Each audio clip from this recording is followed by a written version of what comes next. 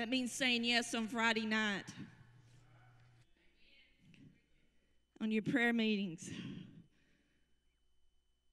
That means saying yes on Wednesday. You see, a lot of people go after, but they don't keep going after.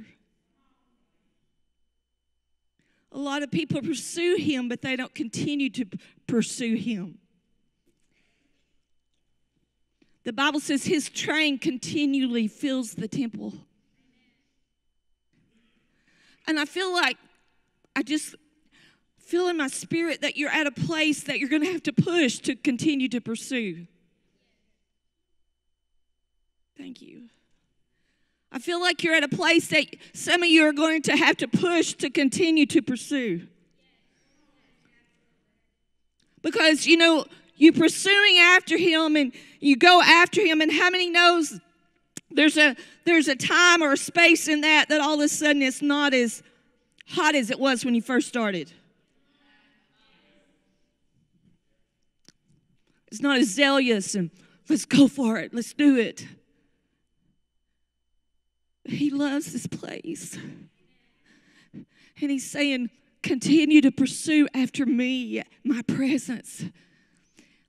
Push. Push to the next level. Push to what I have for you. See, it's easy to take the easy road, where we just have church on Sunday morning. But who will take that extra road? Who will take the road that's less traveled?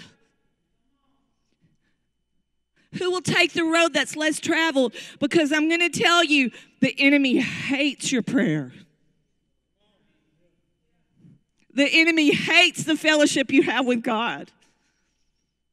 And you got to continue to pursue after it, because if you do, there's great, I don't have to tell you this, but there's great dividends in going after God.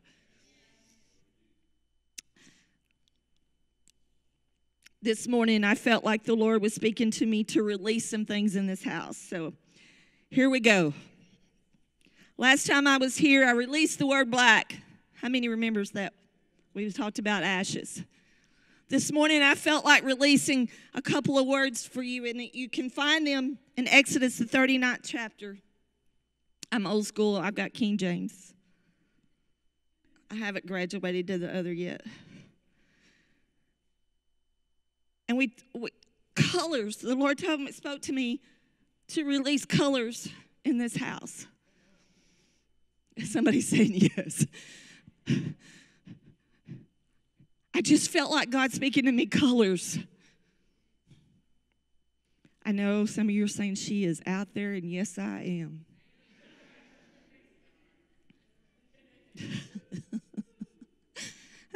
And I'm not afraid to go there. One of the colors it talks about that was released for the tabernacle and for the clothing of the priest. And the first one I'm going to go with, it was gold.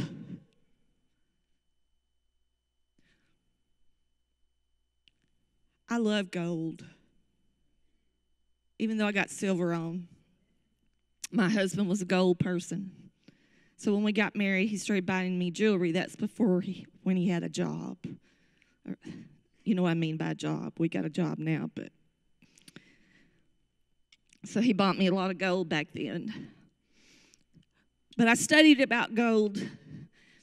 And you know, to shape gold, it has to be in the fire.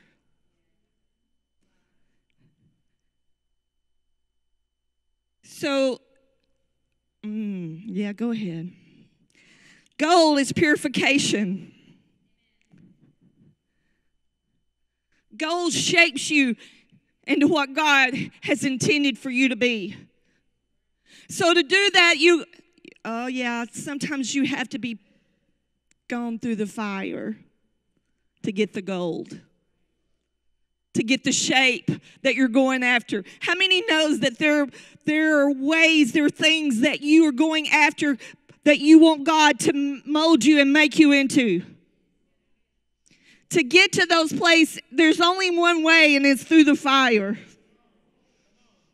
And nobody wants to go through the fire, but I'm going to tell you, I believe in the Bible, it was in the fire that Shadrach, Meshach, and Abednego, that the fourth man showed up in the fire. So I believe if God is going to put me through the fire, I'm not going through it by myself. I believe the fourth man is going to go there with me. And even when the heat gets turned up, as it did with Shadrach, Meshach, and Abednego, he ain't leaving me no matter how hot the heat becomes. You see, the hotter it gets, the fewer people want to go. Because sometimes it gets too hot and everybody wants to jump bail.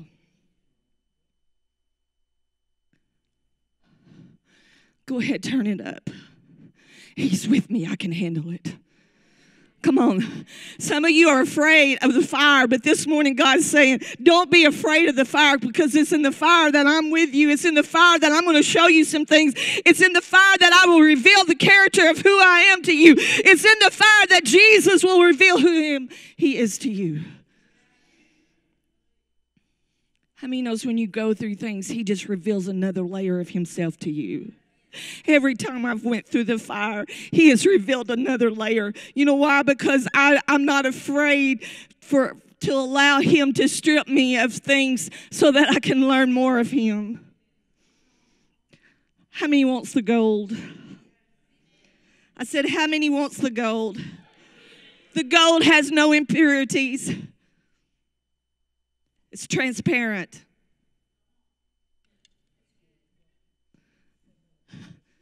See, gold is transparent, because if you read in Revelations, the streets are made of gold, right? And you can see through the gold. So the gold is transparent. What does that tell me? That means glory to me. Because in Corinthians it said, I beheld his glory, and it was like looking into a glass. And who was in that glass in that mirror that I was looking at? Myself. Oh, y'all don't really want me to preach this morning? How many ladies have a mirror with you? When you open that compact, who you see in that mirror? You see yourself. See, when you go after the gold, it becomes transparent. You become transparent. And we know that we don't like being transparent. But I'm as real as you're going to get. Because I want him. And the closer I get to him, the more of the impurities in me have to fall off. More God. More God. Come on, more God. Another color he told me to release in this house was blue. I release the color blue over some of you. How many knows that when a wound begins to get healed, what is the color that comes on your skin? And I felt like God was speaking to me that many of you are going to be healed of wounds in this house. Many of you God is healing you of your wounds, but you're at that position where the sore is gone. I said the sore is gone, and all that's left is the color on your skin, and that blue represents that underneath that blue there was a tore place. Underneath that blue there was a wound, but God has healed you of that wound. So I just feel like to tell somebody in this house this morning, God is covering your sore place. God is covering himself with what the enemy has tried to tear. And some of you have felt like I'm an open book. I'm wounded. I've been hurt. I've been abused. I've been afflicted. People have come against me. But once that blue comes across there, you don't see that tore place anymore. You don't see that divorce anymore. You don't see that abuse anymore.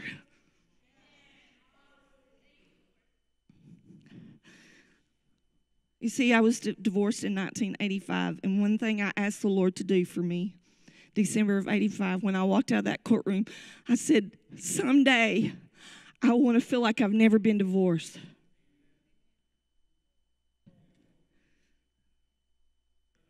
I want to walk. I don't want to walk like a victim. I want to walk like an overcomer. I want to walk brand new. And I'm going to tell you, I had that blue spot on me for many, many years. But one day I woke up and the blue was gone. And I did not feel like a victim any longer. Because he healed me. And I just want to release that healing over some of you in this house this morning that have been wounded. That maybe you've been even wounded in a church. Maybe you've been wounded by a spouse.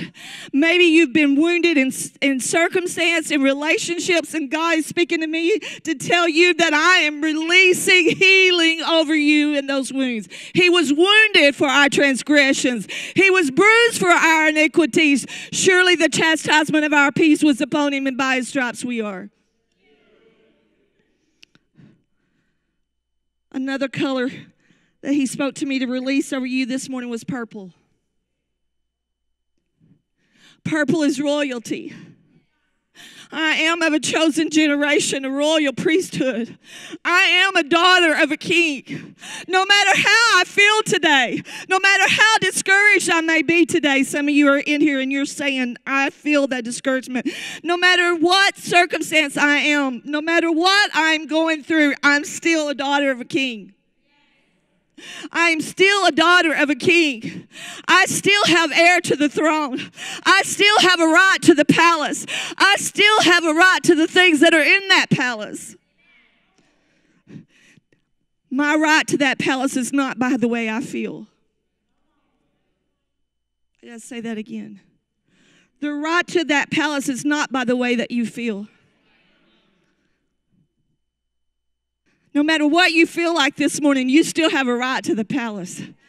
If you messed up this week, it's okay. You still have a right to the palace.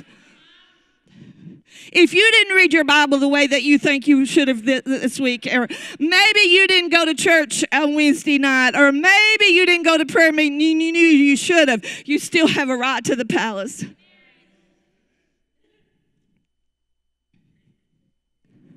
Jesus gave me a right to the palace. He says, don't leave me, come in. When you come in, stay. When you get to the palace, stay. Do you think when Joseph finally made it to the palace, that he was exempt of problems in the palace? No. But he never left the palace. He stayed in right position in his place. Stay in your place. Stay in your place. No matter how hard it gets, stay in your place. No matter how difficult it gets, stay in your place. You have ownership. You have ownership to things that you don't even realize that you have ownership to. There are things yet to be revealed that are mysteries in the kingdom. And the closer I get to him and the more I stay in the palace, the more revelation comes. The Bible said, eye have not seen, ear have not heard, neither hath it entered into the heart of man what he hath revealed. A lot of people think he's talking about heaven, but the next scripture says, but the Spirit will reveal them to us. So in the palace, there are things that my eye have not seen yet. In the palace, there are things that my ear has not heard yet. In the palace, there's a sound coming down as they sung this morning. In the palace, there's breakthrough in the palace. In the palace, there's healing in the palace. In the palace, there's resurrection in the palace. In the palace, there's deliverance in the palace. I got to stay here for just a moment because some of you don't feel like you have a right there, but you have a right. You don't earn it. You don't pray your way into the palace. You don't fast your way into the palace. You don't give your way into the palace. Jesus did that on the cross. have complete access to anything that's in there is mine. But you see, I got to stay there.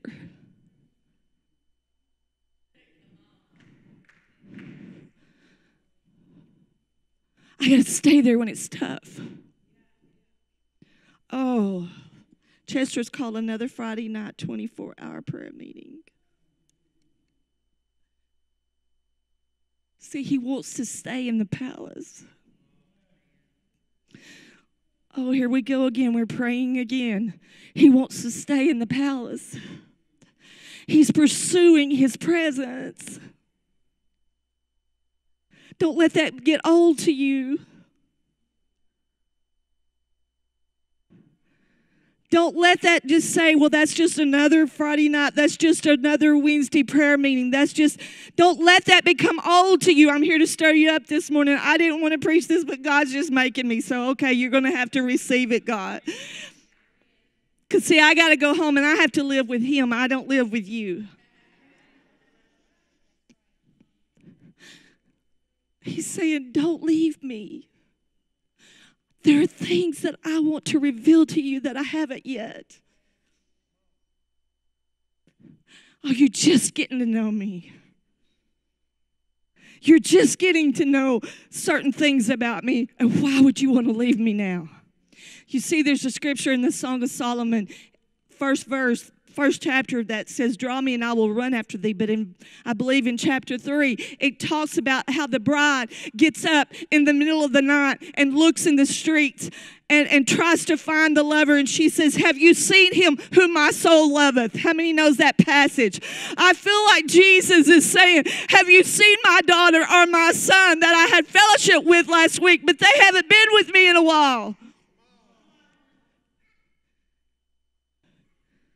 I love that passage this morning as they sung, if I'm in hell, he's still looking for me.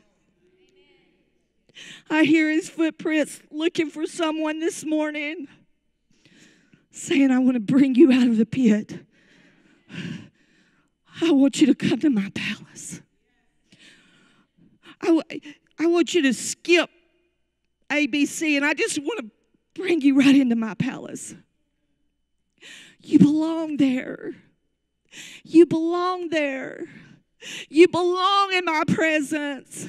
This is not a shouting message, I know, this morning. But the one thing, Pastor, that I have found in my walk with him, he doesn't attack my ministry. Mine are attacks. Or my charity. The greatest thing he attacks is my intimacy with God. It's finding time.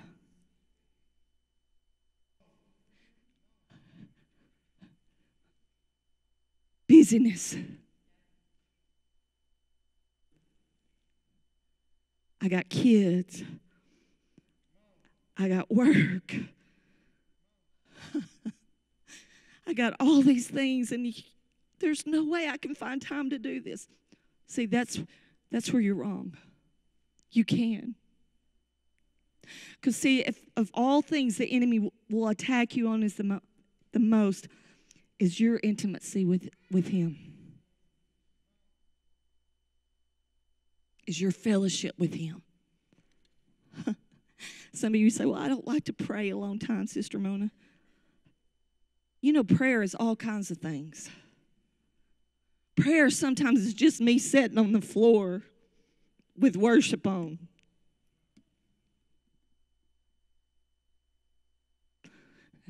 And not putting any pressure on myself, but just saying, I want to spend time with you. Some of you are allowing it to be a pressure thing when it should not be pressure. It should just be, okay, I don't have nothing today. I don't have any words today, and I don't have any song today. But God, no pressure, no pressure, no pressure. Just you and me, God. Just you and me. That's what the enemy has attacked since day one he created the world.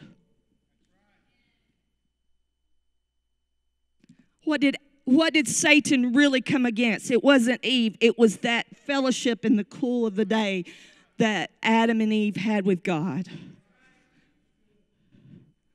And he waited thousands of years later, and he sent Jesus. And he ripped the veil in two. So there is nothing but me standing in the way. He said, come on, daughter. Come on, son.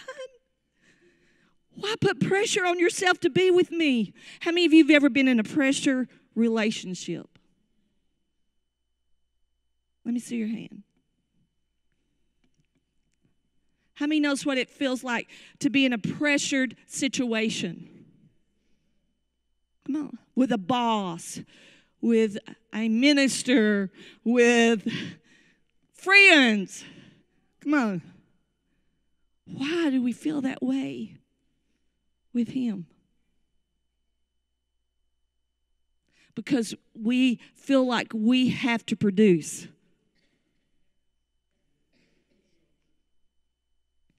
You feel like you got to pray. You feel like you got to raise your hand. You feel like you got to do these things. He's not asking you to produce. He's just asking you to be there. He's not asking you to produce anything that you don't feel. He just wants to be with you. He wants to spend time with you. How could a king, how could the waymaker, how could the great physician, how could the healer of the universe want to spend time with me? But he does.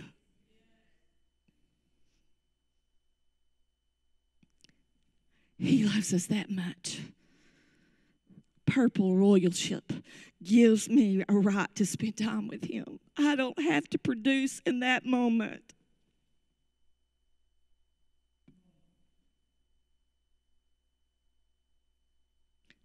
I don't have to produce in that moment. You know, you've got to produce when you get up here on this stage.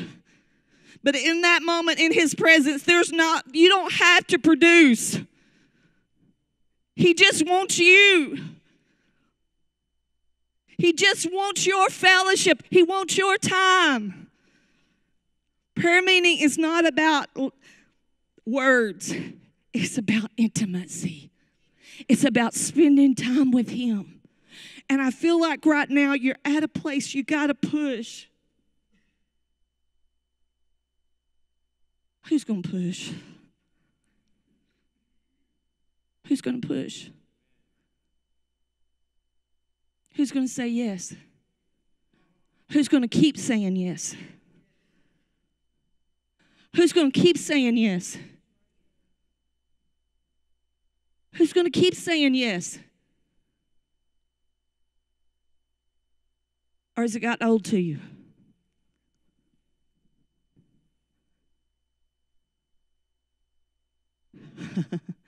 I say yes. I say yes when it's hard. I say yes when I'm busy. I say yes when I don't have time. I still say yes.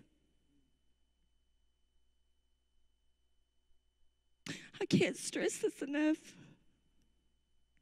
To keep saying yes. If the whole church says no, you keep saying yes. If no one stands with you, you keep saying yes. You keep pursuing after him.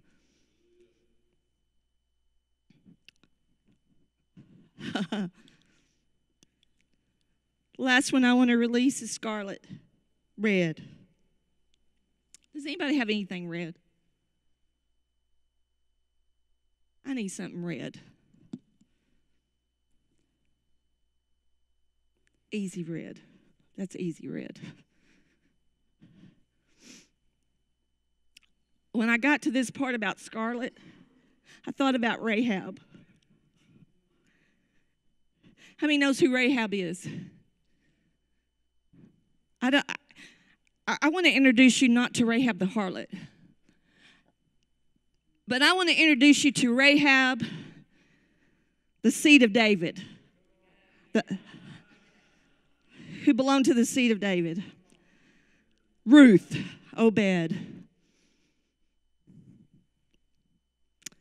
out of the lineage of Jesus. Come on.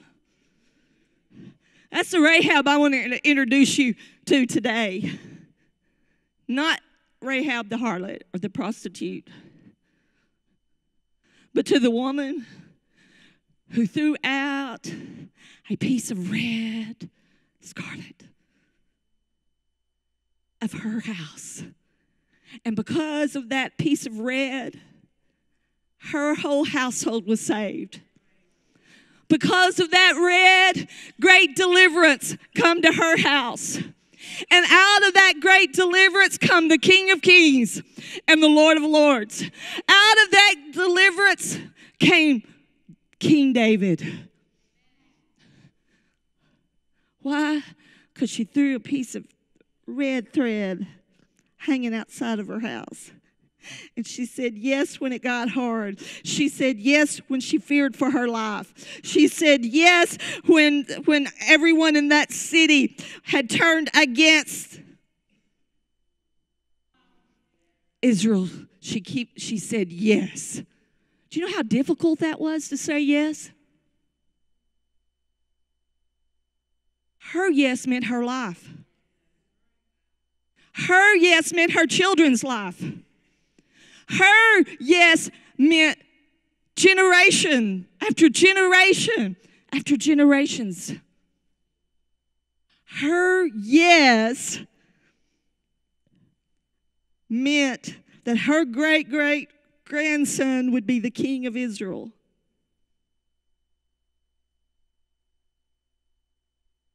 See, your yes is not just you saying yes, but it's saying yes for your generation to come, and your generation and generation to come, and my great-great-great is going to benefit from me saying yes.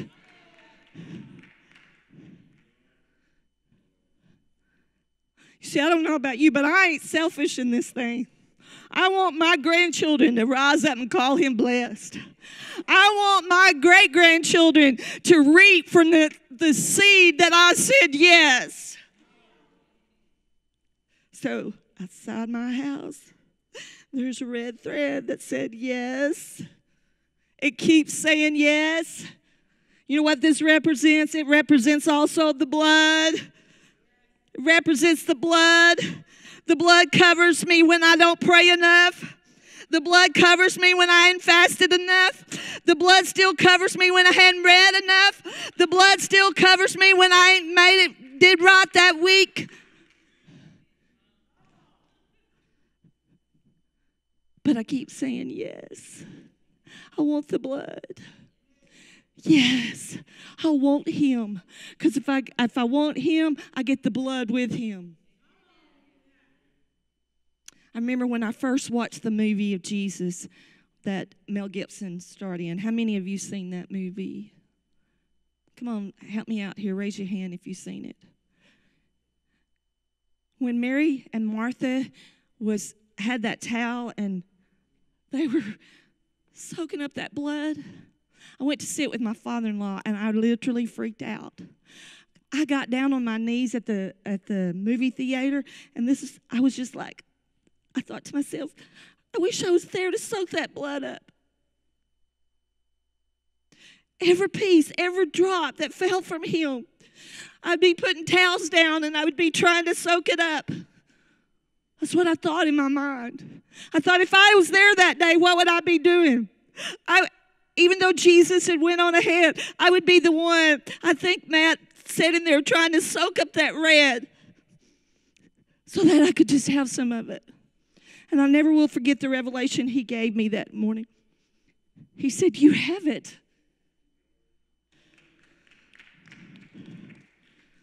You have it. I release that blood, or that scarlet over you today. That if you say yes, it's going to affect your house. It's going to bring deliverance to your house. It's going to bring deliverance to your sons. It's going to bring deliverance to your daughters. Your yes is going to bring deliverance to your mates. Your yes is going to bring deliverance to your aunts, your brothers, your sisters. It's going to bring yes to this community. It's going to bring deliverance to El Dorado. It's going to bring deliverance to the surrounding communities. Your yes will.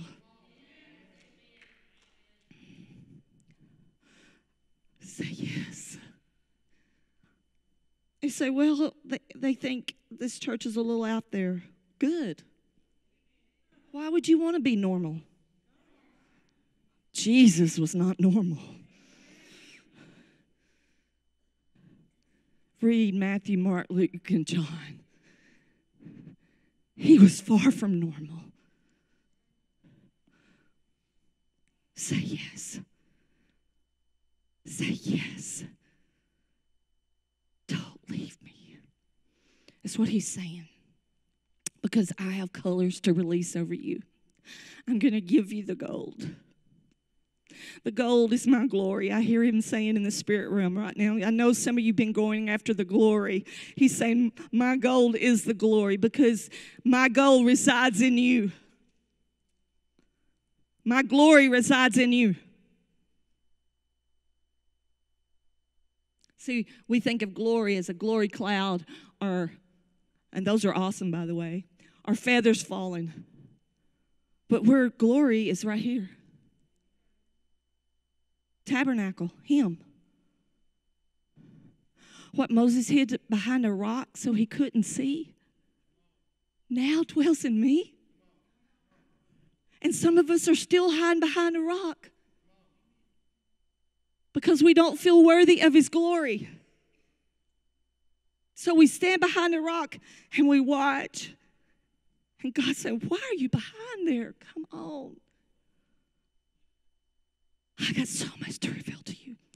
Gold, blue, scarlet, and purple. Royalty. Say yes. Keep saying yes. Because if you keep saying yes, these colors that I just spoke about, he's about to release into you.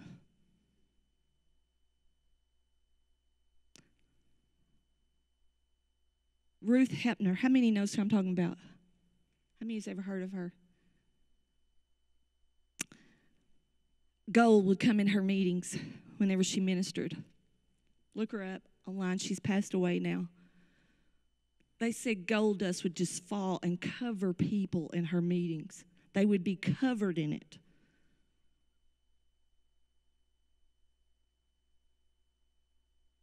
She didn't ask for it. It would just come. See, I'm not asking to be covered in gold. I'm asking for him. And however he wants to come, I don't care. If my yes means that I'm going to be talked about, yes. If my yes means I'm going to be pointed out in this town, if my yes means it stretches me, if my yes means that I have to be uncomfortable for a time, if my yes means that means I'm going to have to pray a little bit more, if my yes means that I'm going to have to leave my comfort zone and leave out of the tent and be the Joshua who's not afraid to leave the tent because they want more than just religion, then I say yes. See, religion gives you comfort. Religion gives you comfort. Religion says stay in the tent. Don't go out there. It's a little noisy. It's a little messy. Religion says don't go that route because we don't know what to expect if we go down that route. How can you have order if you don't know what mess is?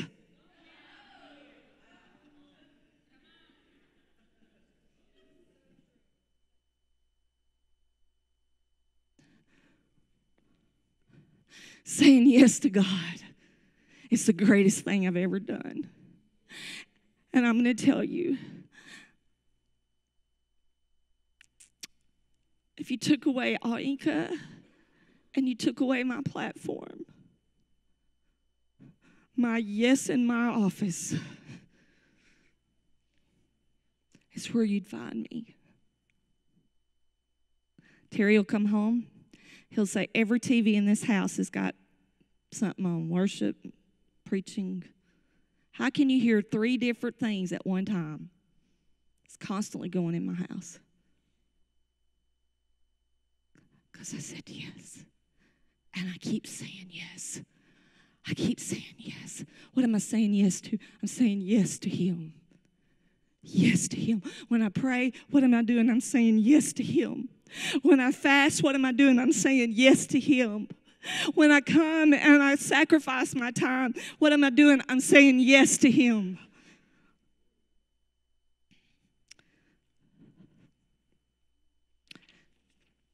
I guess get some music ready.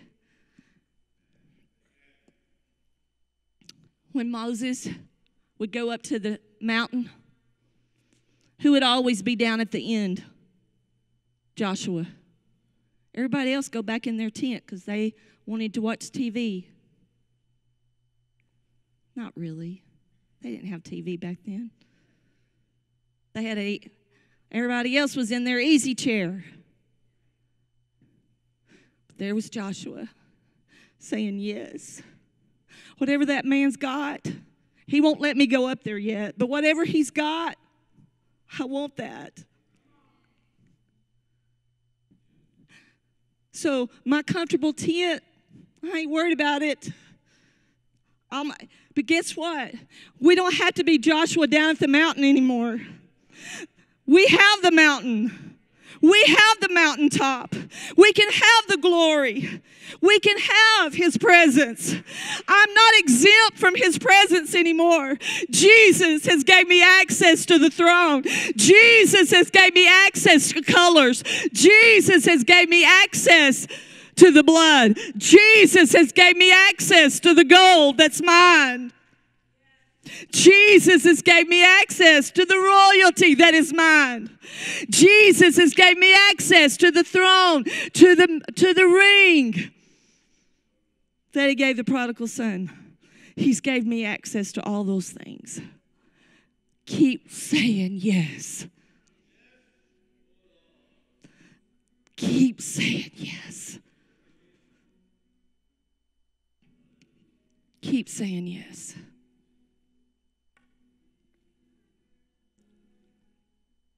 Keep saying yes to the fire, because out of the fire comes the gold.